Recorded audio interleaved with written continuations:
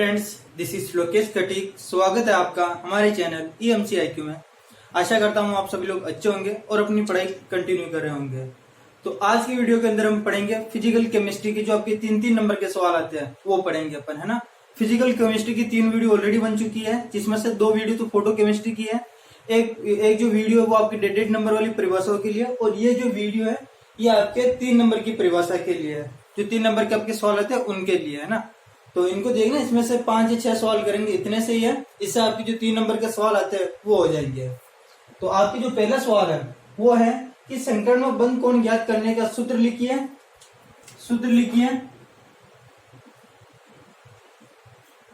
और sp, sp2, sp3 के लिए बंद कोण ज्ञात करो।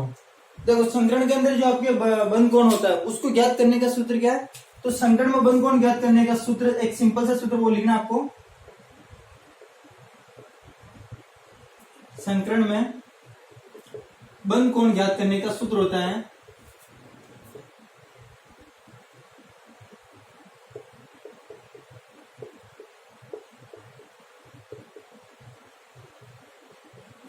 आपके माइनस संकृत कक्षक में S गुण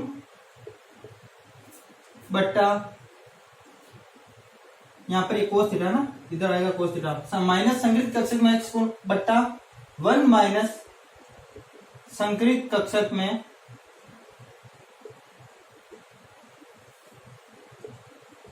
S गुण। देखो क्या सूत्र होता है संकर्ण में बंद कोण ज्ञात करने का, जो सूत्र होता है वो होता है आपके cos theta equal to minus संकृत कक्षक में S गुण बटेवा 1 माइनस संकृत कक्षक में S गुण।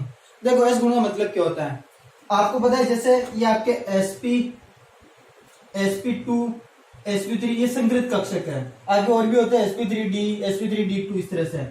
इसके अंदर S गुण कितना वो पता लगाने के लिए अपन क्या करते हैं, मान लो कि देखो S और P ये इनका अगर टोटल 100 होता है, टोटल अगर 100% है, तो इनमें अगर 2 का भाग दे, S और ये टोटल 100% है, अगर इसमें मैं 2 का भाग दे देता हूँ, क्योंकि यहाँ पर S एक कक्षक है, P एक कक्षक है, टोटल 2 कक्षक है, 2 का भाग देंगे तो ये कितना आ जाएगा 50%। मतलब S का भी 50% होता है यहाँ पर, और P का भी 50% होता है। क्या गुण S का गुण कितना 50% है और P का गुण कितना है 50% है। हमें किसका चाहिए, S का चाहिए, तो अपन क्या और S का लेंगे 50%। SP के अंदर बात करें, S का गुण कितना होगा, तो देखो इसके अंदर टोटल ये 100 और कक्षक कितने इसके अंदर, S का 1 कक्षक है और P का 2 कक्षक है। S का 1 कक्षक है और P के कितने कक्षक है 2, टोटल कितने हो गए 3 हो गए। और जब आप इसके अंदर भाग दोगे तो ये आता है 33.33%। S का 33.33% और P के 2 कक्षक हैं, तो उसको 2 से गुणा करा देना इससे, तो P का निकल जाएगा। लेकिन हमें तो लेना देना ऐसे ही है, तो S के कितना होता है 33.33%। इसके अंदर अगर हम बात करें तो इसके अंदर टोटल कितने कक्षक है, S का 1 कक्षक, P के 3 कक्षक, टोटल 4 कक्षक है, तो 100 में 4 का भाग दे दो तो कितना आएगा 25%। और तो sp3 के अंदर S का कितना गुण होता है 25% होता है। तो ये हमें अभी यहाँ पर लिखना है, क्योंकि अपन को इसमें ज्ञात करना है SP, SP2, SP3 के लिए बंद कोण ज्ञात करो। तो SP के अंदर S का परसेंट कितना होता है 50%, इसके अंदर SP2 के अंदर 33.33% और SP3 के अंदर 25% होता है ना। तो अब हम लिखते हैं कि SP के अंदर SP का बंद कोण, SP का बंद कोण, है ना। तो देखो इसके अंदर S का गुण कितना होता है 50% होता है। इसके अंदर S का गुण कितना होता है 50%। अगर मैं परसेंट को हटाऊं तो 50/100, 50/100 यानी ये हो जाएंगे आपके 0.5। ठीक है, परसेंट को हटा दीजिए, कितना है 0.5। अब इस सूत्र के अंदर लिखो cos theta equal to minus संकृत कक्षक में S गुण कितना है 0.5 बटेवा 1 माइनस 0.5। ठीक है, ये हो जाएगा। अब आपको क्या करना है, अब आपको डायरेक्ट इसका मान लेना है। आपको यहाँ पर थीटा इक्वल टू लिखना है direct 180 degree. Theta equal to कितना लिखना है डायरेक्ट 180 डिग्री। अब यहाँ पर आपको ऐसा नहीं करना है कि आप थीटा को लिखो, कोस को उधर भेजो, फिर कोस में यूनिवर्स आ जाएगा, कोस का मान देखो, ऐसा बिल्कुल नहीं करना है। आपको पता है एसपी का, जो एसपी के अंदर बंद कोण होता है वो कितना होता है 180 डिग्री होता है। डायरेक्ट आपको यहाँ से 180 डिग्री लिखना है ना, कोई सोल्व करने नहीं बैठना यहाँ पर कि एक में से इसको घटाओ, ऐसा कुछ नहीं करना। जैसे इसका एग्जांपल की बात करें, एसपी के उदाहरण की, जैसे BCl2 है, ये है, तो इसके अंदर कैसे बनता है, ये यहाँ पर आपके B, इधर Cl, इधर Cl, तो अपन कहते हैं कि ये जो कोण, ये 180 डिग्री का कोण है। तो एसपी के अंदर बंद कोण कितना आया, 180 डिग्री, जो हमको पहले ही पता है ना, सभी को ऐसे ही करना अपन को। फिर हम बात करते हैं किसकी, sp2 की।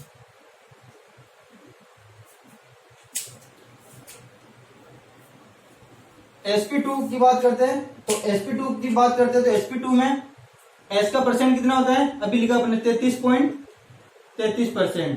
तो इसको अगर मैं परसेंट से हटा दूं तो 33.33 बट्टे 100 यानी 0.33। ठीक है, दो संख्या देखिए मान लेना, आगे 3 लिखने की जरूरत नहीं, 0.33 है ना, ये हो जाएगा। अब यहां पे लिखेंगे cos theta equal to minus संकृत कक्षक में s का गुण 0.33 बटे 1 माइनस 0.33।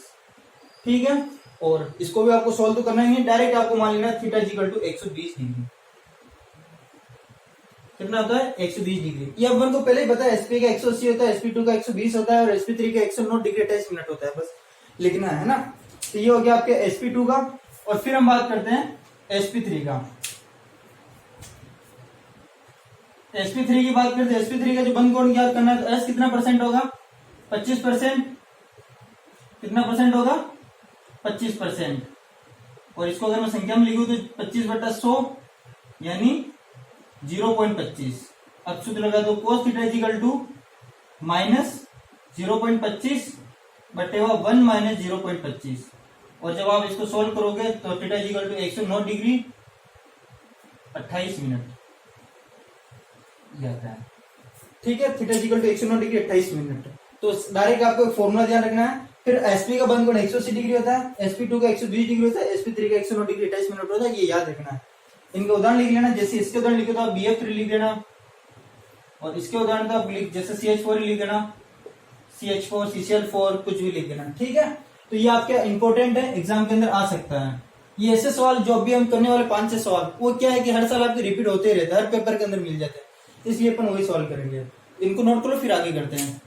तो अपन अब हम सेकेंड सवाल करते हैं, वो है आपके डी ब्रोगली समीकरण। आपके एग्जाम में सवाल आता है कि डी ब्रोगली समीकरण को लिखिए, व्युत्पन्न करना है, मतलब इसको बनाना है 3 नंबर में। तो देखो कैसे करेंगे। तो डी ब्रोगली समीकरण कैसे बनी, तो डी ब्रोगली ने एक तो ये प्लांक की इक्वेशन,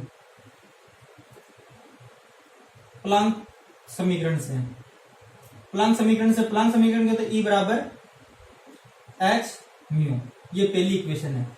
E ऊर्जा, H प्लांक स्थिरांक और म्यू आवर्ती होती है। ठीक है, और एक लीन है आइंस्टीन का सूत्र है,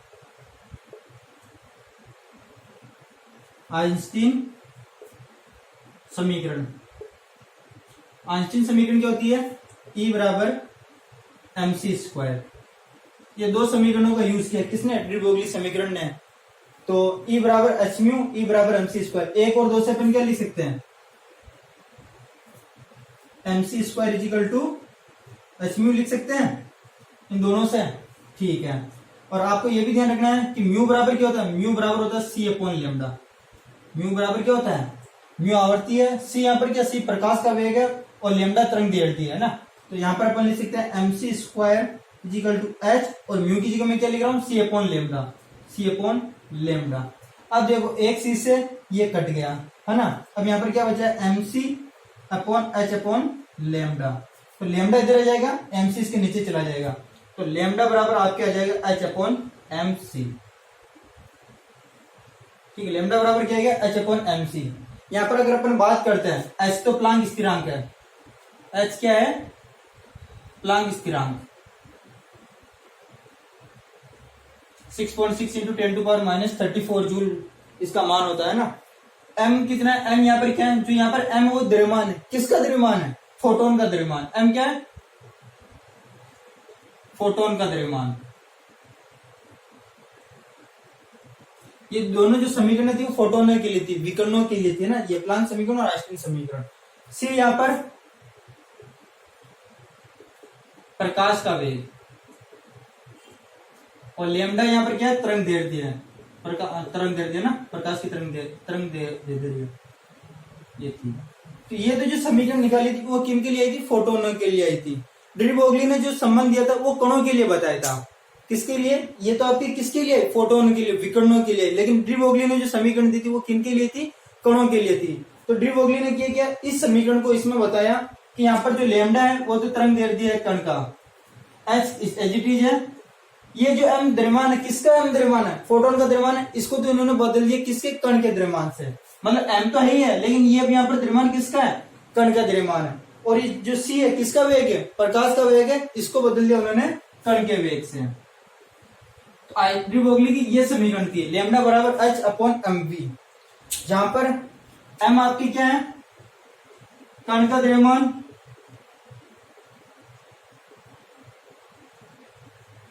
कण का द्रव्यमान, और वी क्या है,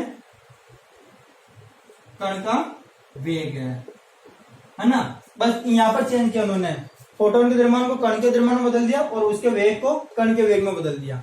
और यहां से एक पता चलता है कि लैम्डा व्युत्क्रमानुपाती होता है, क्योंकि देखो एमवी बराबर क्या होता है, पी बराबर होता है एमवी, पी यानी संवेग, पी यानी क्या होता है, संवेग। संवेग क्या होता है, द्रव्यमान और वेग के गुणनफल के बराबर होता है। तो इसे और आप क्या लिख सकते हो, लैम्डा बराबर एच अपॉन पी। तो लैम्डा बराबर आता है आपके, लैम्डा बराबर होता है समानुपाती होता है 1 अपॉन पी का। यह आपके डी ब्रोगली समीकरण कंप्लीट है। तो अगर आपके एग्जाम के अंदर डी ब्रोगली समीकरण आते हैं तो आपको ये पूरा करना है। क्या करना है, पूरा करना है, ठीक है। तो इसके अंदर ऐसे इसके अंदर एक लाइन लिखी होती है कि बताइए कि ये कण की दोहरी प्रकृति को कैसे बताता है। मतलब कण भी होता है और तरंग की बातें व्यवहार करता है, तो कैसे बताओगे। तो देखो इस समीकरण में अपन देखते हैं लैम्डा आ रहा है, तो लैम्डा किसके लिए आता है, तरंग दैर्ध्य, मतलब जो तरंग होती है उनके लिए तो तरंग दैर्ध्य निकालते हैं, ठीक है। तो लैम्डा तो क्या बताता है कि वो तरंग की तरह, जो भी आपके कण हो तरंग की तरह है। और यहाँ पर जो ये बता रहा है एम बताता है द्रव्यमान के लिए, एम किसके लिए बताता है, कणों के द्रव्यमान के लिए बताता है, इलेक्ट्रॉन प्रोटॉन न्यूट्रॉन के। तो इस समीकरण से अपन ये भी बता सकते हैं कि कण की दोहरी प्रकृति होती है, मतलब जो आपके इलेक्ट्रॉन प्रोटॉन न्यूट्रॉन होते हैं वो कण भी होते हैं और तरंग की तरह भी होते हैं। सूक्ष्म कणों के लिए समीकरण थी। तो अगर आपके एग्जाम आ जाओ तो ऐसा आपको पूरा लिखना है और लास्ट में लाइन लिखनी है कि जो तरंग दैर्ध्य होती है वो संवेग के व्युत्क्रमानुपाती होती है। ये आपकी डी ब्रोगली समीकरण थी। अब जो हमारा तीसरा सवाल है वो ये है कि बल स्थिरांक के निर्धारण का सूत्र लिखिए और बताइए कि इसका बंद ऊर्जा से क्या संबंध होता है। मतलब बल स्थिरांक का सूत्र लिखना है। ये जो आपके सवाल है वो दूसरी यूनिट का, मतलब दूसरी यूनिट का फिजिकल केमिस्ट्री के अंदर जो आपकी दूसरी यूनिट है स्पेक्ट्रोस्कोपी, उसका उसके अंदर है ना, IR स्पेक्ट्रोस्कोपी पढ़ते होता है, इंफ्रारेड स्पेक्ट्रोस्कोपी का। तो अगर आपने पढ़ रखा तो ठीक है। इसका एक सिंपल सा सूत्र वो लिखना है, इसके अंदर डेरिवेशन कुछ नहीं करना, आपके बुक के अंदर भी डेरिवेशन नहीं दे रखा। सिंपल सा बल स्थिरांक का जो सूत्र होता है वो होता है K इजिकल टू, सुनना, बल स्थिरांक का सूत्र क्या होता है, K equal to 4 pi square mu bar square c square और mu. K equal to 4 pi square mu bar square c square और म्यू। अब देखो यहाँ पर क्या क्या है, K क्या है यहाँ पर, तो K जो है आपके बल स्थिरांक है। क्या है, बल स्थिरांक। K क्या आपके बल स्थिरांक है। 4 पाई स्क्वायर तो होता नहीं, म्यू बार क्या है, म्यू बार है आपके तरंग संख्या, आवर्ती नहीं है, तरंग संख्या ही है, ठीक है, तरंग संख्या। सी क्या है, सी आपकी प्रकाश का वेग है। किसका वेग है, प्रकाश का वेग। और म्यू यहां पर क्या है, म्यू होता है सम्मानित द्रव्यमान, सम्मानित द्रव्यमान। देखो सम्मानित द्रव्यमान क्या होता है, आपने फिजिक्स के अंदर पढ़ रखा होगा कि अगर आपके पास में कोई दो अणु है, जैसे देखो कार्बन, या चलो ऐसे ले लो जैसा एक HI, ये आपके पास में दो अणु है ना, एक अणु है HI, ठीक है। यहाँ पर कितने परमाणु, दो परमाणु है। तो सम्मानित द्रव्यमान आपके जो होता है वो होता है mu equal to M1 M2 upon M1 plus M2। क्या होता है आपके सम्मानित द्रव्यमान, M1 M2 upon M1 plus M2, ये होता है आपके सम्मानित द्रव्यमान, जहां पर ये इसका द्रव्यमान M1 इसका द्रव्यमान हो जाएगा, M2 इसका द्रव्यमान हो जाएगा, ठीक है। तो ये आपके क्या है, ये आपके सूत्र है बल स्थिरांक का। सिंपल सा था, इतना सा लिखना है आपको, ठीक है। अब आपके यहां पर लिखा हुआ है, तो ये तो हो गया आपके बल स्थिरांक के निर्धारण का सूत्र। अब आपको लिखना है कि जो बल स्थिरांक उसका बंध ऊर्जा से क्या संबंध होता है। तो देखो मैं यहाँ पर कुछ आंकड़े लिख रहा हूं। Carbon carbon, carbon double bond carbon और कार्बन ट्रिपल बॉन्ड कार्बन है। दो कार्बन ही है, लेकिन एक में सिंगल बॉन्ड, एक में डबल बॉन्ड, एक में ट्रिपल बॉन्ड है। अगर आप इनके बल स्थिरांक की बात करो की, इनका बल स्थिरांक होता है 4.5, इनका होता है 10 और इनका होता है 16। बल स्थिरांक क्या है ना, इनका कितना होता है 4.5, इसका होता है 10, इसका होता है 16। और इसकी अगर आप बंध ऊर्जा की बात करो तो किसकी बंध ऊर्जा, तो इसकी बंध ऊर्जा होती है वो होती है 335। कार्बन सिंगल बॉन्ड कार्बन की कितनी होती है बंध ऊर्जा 335 किलो जूल पर मोल, 335 किलो जूल पर मोल। इसकी होती है आपकी 627। कार्बन डबल बॉन्ड कार्बन की कितनी होती है 627 किलो जूल पर मोल और कार्बन ट्रिपल बॉन्ड की होती है 828। ये इनकी बंध ऊर्जा होती है। तो आप देखो जैसे जैसे बल स्थिरांक का मान बढ़ते जा रहा है, जैसे जैसे बल स्थिरांक का मान बढ़ते जा रहा है, बंध ऊर्जा का मान भी क्या होता जा रहा है बढ़ते जा रहा है। के का मान बढ़ते जा रहा है तो बंध ऊर्जा का मान भी बढ़ते जा रहा है। तो अपन यहां से कहते हैं कि जो बल स्थिरांक है, बल स्थिरांक है वो समानुपाती है किसके, बंध ऊर्जा के। किसके समानुपाती है, बंध ऊर्जा के। ये आपके इसमें संबंध बताना होता है। तो अगर आपके आए ये सवाल इतना से लिखना, ज्यादा कुछ लिखना नहीं, बस थोड़ी लिख देना कि बल स्थिरांक के निर्धारण का सूत्र होता है K इक्वल टू ये, इसके अंदर संख्या बता देना। और फिर ये थोड़ा सा मतलब आगे लिखकर आपको बताना है कि इनसे पता चलता है कि जो बल स्थिरांक होता है बंध ऊर्जा के समानुपाती होता है ना। ये 3 नंबर में लिखना है। ऐसा नहीं कि 3 नंबर में वो आप बहुत ज्यादा लिख दो, क्योंकि ये केमिस्ट्री है, जितना मतलब आपको लिखना तो उतना ही लिखना है। ऐसा नहीं कि आप पेज भर दो, ठीक है। तो इसे नोट कर लो, फिर आगे करते हैं। तो अब हमारा जो चौथा सवाल है वो है कि अभिक्रिया की गति पर ताप का प्रभाव, मतलब अभिक्रिया की गति पर अगर आप ताप बढ़ाते हो या कम करते हो तो क्या प्रभाव पड़ता है। तो ध्यान रखना, ज्यादातर केस में मतलब आपके लगभग हर केस में ताप बढ़ाने पर अभिक्रिया का वेग क्या होता है, बढ़ता है। मतलब ताप क्या होता है, समानुपाती होता है अभिक्रिया की गति के, अभिक्रिया की गति। ये आपको ध्यान रखना है। मतलब क्या है, मतलब इसको आपको लाइन लिखनी है कि ताप बढ़ाने पर अभिक्रिया का वेग क्या होता है, बढ़ जाता है। जैसे आप ताप बढ़ाओगे तो अभिक्रिया का वेग भी क्या होगा, वेग या गति एक ही बात है, वो भी क्या हो जाएगा, बढ़ जाएगा। मतलब ये समानुपाती होते हैं। चाहे कोई सी रिएक्शन हो रही है, अगर आप उसमें ताप बढ़ा के दोगे तो उसकी रिएक्शन जो पहले कम समय में हो रही थी वो तेजी से होने लग जाएगी। तो जो ताप होता है वो अभिक्रिया की गति की क्या होता है, समानुपाती होता है ना। ये आपको ध्यान रखना है। लेकिन ये हर केस में नहीं होता है, हर केस में नहीं होता। कुछ ऐसी अभिक्रिया भी होती है जिनमें अगर आप ताप दोगे ना तो उनकी रिएक्शन का मतलब जो अभिक्रिया की गति है कम हो जाएगी। लेकिन फिर उनको समझाने के लिए आपको आरएनएस समीकरण जानना पड़ेगा। तो 3 नंबर के लिए आपको इतना नहीं करना है, सिंपल सा आए अभिक्रिया गति पर ताप का क्या प्रभाव पड़ता है। तो आपको लिखना है कि अभिक्रिया का ताप बढ़ाने पर, अभिक्रिया का ताप बढ़ाने पर अभिक्रिया का वेग बढ़ जाता है, अभिक्रिया का वेग बढ़ जाता है। और ऐसा क्यों होता है, क्योंकि ताप बढ़ाने से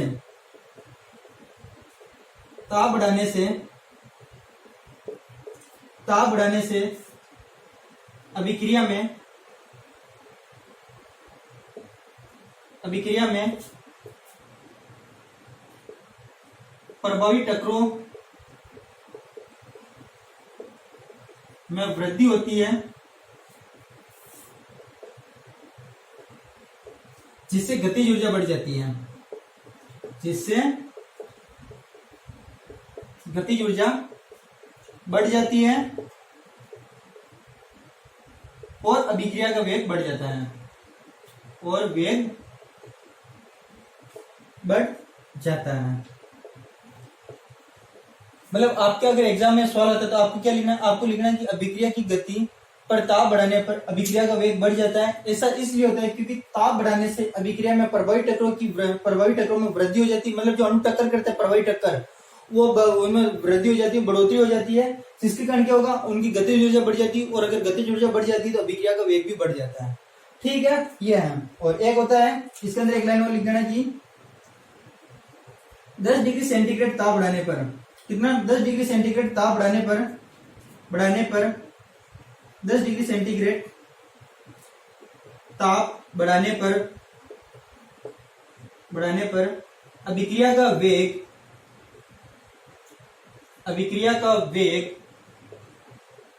2 से 3 गुना बढ़ जाता है, 2 से 3 गुना बढ़ जाता है। ठीक, ये लाइन भी जरूर लिखना कि अगर आप 10 डिग्री किसी अभिक्रिया का वेग 10 डिग्री सेंटीग्रेड बढ़ाते हो तो उसका वेग 2 से 3 गुना बढ़ जाता है। फिर इसे अपने मतलब ताप गुणक द्वारा दर्शाते हैं। ताप गुणक है ना, देखो क्या होता है ताप गुणक। उससे पहले समझना कि T डिग्री सेंटीग्रेड पर अभिक्रिया का वेग मतलब अभिक्रिया का जो वेग स्थिरांक था, क्या वेग स्थिरांक, वो क्या था, केटी था। कितना, केटी। T डिग्री सेंटीग्रेड पर अभिक्रिया का वेग स्थिरांक या वेग आपकी केटी था। 10 डिग्री सेंटीग्रेड ताप बढ़ाने पर 10 डिग्री सेंटीग्रेड ताप बढ़ाने पर 10 डिग्री सेंटीग्रेड ताप बढ़ाने पर अभिक्रिया का वेग स्थिरांक केटी प्लस 10 हो जाता है। तो अपन इससे इन दोनों से एक नियम मतलब एक नाम देते हैं ताप गुणांक। क्या देते हैं, ताप गुणांक। तो ताप गुणांक होता है इन दोनों का अनुपात। ताप गुणांक केटी प्लस 10 अपॉन केटी। इन दोनों का अनुपात केटी प्लस 10 ऊपर और ये केटी नीचे आ जाता है। इसे अपन बोलते हैं ताप गुणांक। केटी प्लस 10 अपॉन केटी का अनुपात क्या कहलाता है, ताप गुणांक कहलाता है। और इसके कारण अभिक्रिया का वेग 2 से 3 गुना बढ़ जाता है। ये ठीक है। तो ये आपके अगर अभिक्रिया की गति पर ताप का प्रभाव पूछे तो ये लिखना। और ये आपके एग्जाम में आएगा। जो मैं अपन 5 वाली करेंगे और 5 में से 3 या 4 आपके एग्जाम के अंदर आ जाएंगे शोरूम में।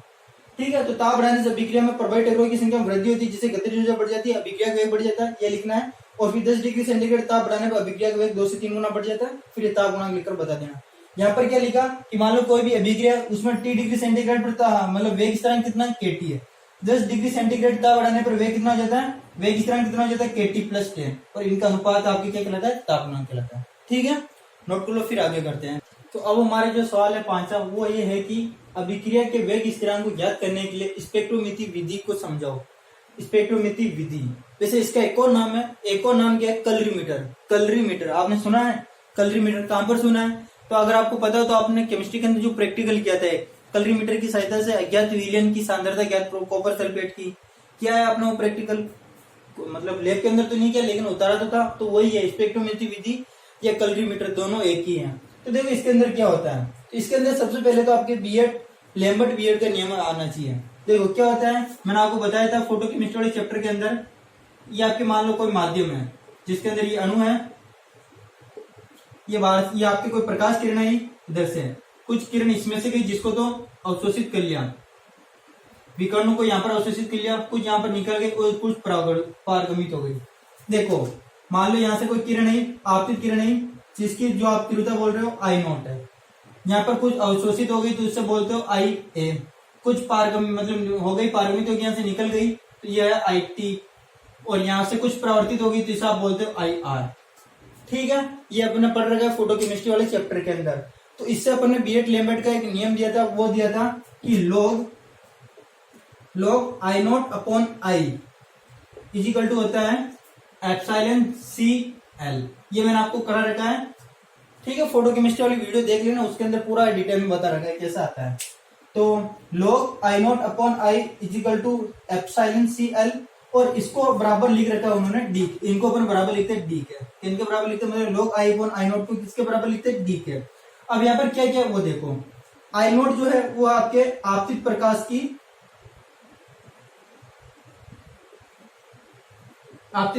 की तीव्रता।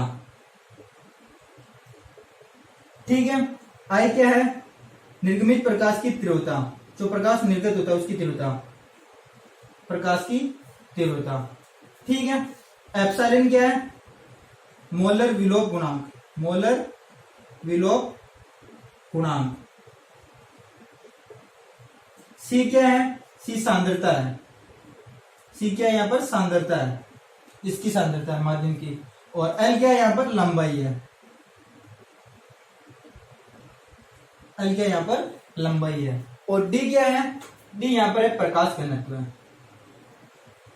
प्रकाश घनत्व है, मतलब log I अपॉन I0 को अपन D के बराबर लिख सकते हैं प्रकाश घनत्व के। तो ये तो था आपके बीएड लैम्बर्ट का नियम है ना, जो अपन ने पहले पढ़ रखा है। तो इस नियम का उपयोग करके अपन क्या क्या करते हैं, किसी भी अभिक्रिया के लिए क्या ज्ञात करते हैं, उसका वेग स्थिरांक ज्ञात करते हैं। अब स्पेक्ट्रोमेट्री विधि के अंदर क्या करते हैं कि अपन क्या करते हैं, कोई एक मतलब ऐसी तरंग ले लेते हैं, कोई ऐसी तरंग लेते हैं जिसकी तरंग दैर्ध्य सही हो, एक विशेष तरंग दैर्ध्य ले लेते हैं। ठीक है, एक विशेष तरंग दैर्ध्य के लिए अपन क्या करते हैं, एक तो प्रकाश घनत्व और समय के बीच में ग्राफ खींचते हैं। जैसे मान लो कि आप इस तरह से ग्राफ खींचते हो, इधर आप ले लेते हो प्रकाश, इधर का ले लो प्रकाश घनत्व है, D प्रकाश घनत्व है। और इधर ले लो समय t। इनके बीच में आप क्या करते हो, ग्राफ खींचते हो।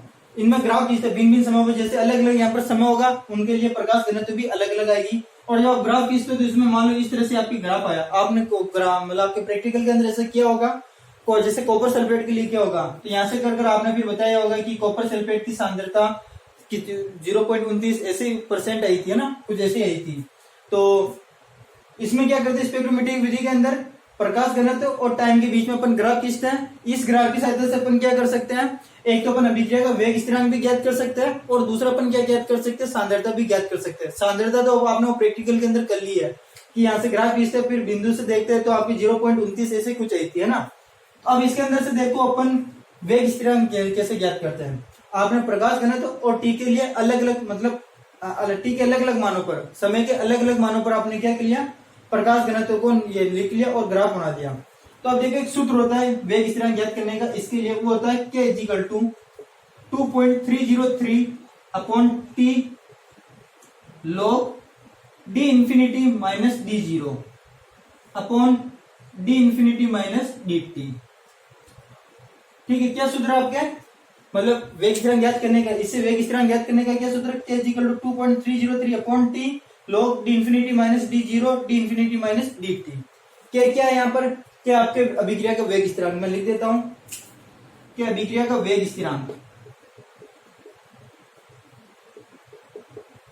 क्या अभिक्रिया का वेग स्थिरांक है। t क्या है, समय, t समय मतलब जिस समय पर अभिक्रिया कंप्लीट होती है, आपको ये तो दिया होता है ना। फिर अपन बात करते हैं डी इंफिनिटी की, डी इंफिनिटी की बात करते हैं तो प्रकाश घनत्व है तो ये प्रकाश घनत्व, पर प्रकाश घनत्व कब है, अनंत पर, अनंत समय पर, अनंत समय पर। अब अनंत समय का मतलब क्या, डी इंफिनिटी प्रकाश घनत्व होता है, लेकिन अनंत समय पर। अनंत समय का मतलब है कि जब ये अभिक्रिया कंप्लीट हो जाती है, जो भी आपको दे रखा होगा वो अभिक्रिया आपकी अगर कंप्लीट हो जाती है, उस समय पर प्रकाश घनत्व कितना, वो देखो d0 आपके, d0 आपके प्रारंभ में प्रकाश घनत्व है, मतलब जब अभिक्रिया स्टार्टिंग हो उस समय, प्रारंभ में जब t बराबर 0 हो तब ये लिखना है d0 प्रारंभ में प्रकाश घनत्व, उस समय प्रकाश घनत्व कितना था, और यहाँ पर रहेगा आपके dt है t समय पर प्रकाश घनत्व है, t समय प्रकाश घनत्व मतलब ये है, आपको समय होता है जो फिक्स करना पड़ता है, उस समय पर आप देख लो प्रकाश घनत्व कितना है। ठीक है, तो इससे आप क्या कर सकते हो, मान निकाल सकते हो। मान लो ये आपने ग्राफ खींचा, इस ग्राफ की सहायता से आप क्या कर सकते हो, जैसे देखो आप जब अभिक्रिया समाप्त होती है उस समय का डी नोट कर लेना तो डी इंफिनिटी का जाएगा। प्रारंभ में जब अभिक्रिया स्टार्टिंग हो उस समय भी आप डी नोट को नोट कर लेना, और डी टी यानी कोई एक समय जो आप निश्चित कर रहे हो उसके लिए यहाँ उसका मान यहाँ पर लिख देना कि इस समय पर प्रकाश घनत्व इतना था, और के का मान तो आपको ये मान आपको दिया होगा कि इतने समय में अभिक्रिया कंप्लीट हुई है, बस ये मान रखना है और आप इसे क्या ज्ञात कर सकते हो, अभिक्रिया का वेग स्थिरांक ज्ञात कर सकते हो। तो इसमें होता है क्या पूरी रिएक्शन के अंदर कि स्पेक्ट्रोमेट्री जो विधि है, सबसे पहले तो ये इनको लागू करने के लिए बीएट लेम्बर्ट का नियम का पालन होना चाहिए। मतलब ये विधि तभी लगेगी जब उस रिएक्शन के अंदर बीएट लेम्बर्ट का नियम लग रहा हो। बीएट लेम्बर्ट का नियम क्या है, log I/I0 = एप्सिलॉन CL, और इसी को अपन किसके बराबर लिखते हैं, डी के बराबर लिखते हैं। और इनके अंदर क्या क्या चीज है वो मैंने लिख दिया, डी यहाँ पर प्रकाश घनत्व है। फिर क्या करना होता है, स्पेक्ट्रोमेट्री विधि के अंदर आपको ग्राफ खींचना पड़ता है, किस के मध्य, डी यानी प्रकाश घनत्व और टी यानी समय के मध्य, अलग अलग समय पर डी का मान निकालना पड़ता है। ठीक है, तो ये आपके जब ये आप ग्राफ बना लेते हो तो ग्राफ बनाने के बाद में आपको क्या करना होता है, एक सूत्र है k = 2.303 upon t log d infinity minus d not upon d infinity minus dt। तो आप यहाँ से इस ग्राफ से d infinity का, d0 का और dt का मान निकाल लो, पुट करो, तो यहाँ से आपके k का मान आ जाएगा, और जब k का मान आ जाएगा तो k को अपन क्या कह रहे हैं, वेग स्थिरांक कह रहे हैं। तो इस तरह से अपन क्या ज्ञात कर सकते हैं, अभिक्रिया का वेग स्थिरांक ज्ञात कर सकते हैं। ठीक है, तो ये तो हमने किया टोटल 5 सवाल, जो आपके ये 5 सवाल ऐसे थे जो हर साल रिपीट होते रहते। इनमें से आप 2-3 सवाल देख लेना, कौन सा भी साल के आप क्वेश्चन पेपर उठा कर देख लो, उनमें ये मिल जाएंगे 5 सवाल, है ना। इसके अलावा जो आपके 3 नंबर के सवाल आते हैं वो फोटो केमिस्ट्री से आते हैं, फोटो केमिस्ट्री वाले चैप्टर से कर लेना। तो उनमें से जो सवाल आ सकते हैं वो आप क्या है, 3 नंबर के अंदर क्रोथस ड्रेपर का नियम, स्टारगास्टिन का नियम, बीएट लेम्बर्ट का नियम, ये 3 नंबर में आपके आ सकते हैं। तो आप ये फिजिकल केमिस्ट्री की टोटल 4 वीडियो बनी अपना, है ना। 3 मैंने अपलोड कर दी, चौथी अब अपलोड हो जाएगी। इन 4 वीडियो से आपके आराम से इजीली काम हो जाएगा, अच्छे नंबर आ जाएंगे। तो आप 4 वीडियो अच्छे से देख लेना, और वीडियो देखे बाद में या तो आप किसी नोट से और पढ़ लिया करो, या क्या करो कि आपके पास में जो सोल्व पेपर है लास्ट ईयर के, उनको सोल्व कर लिया करो। तो आपको कॉन्फिडेंस आ जाएगा कि आप सही चीज पढ़ रहे हो। Thank you.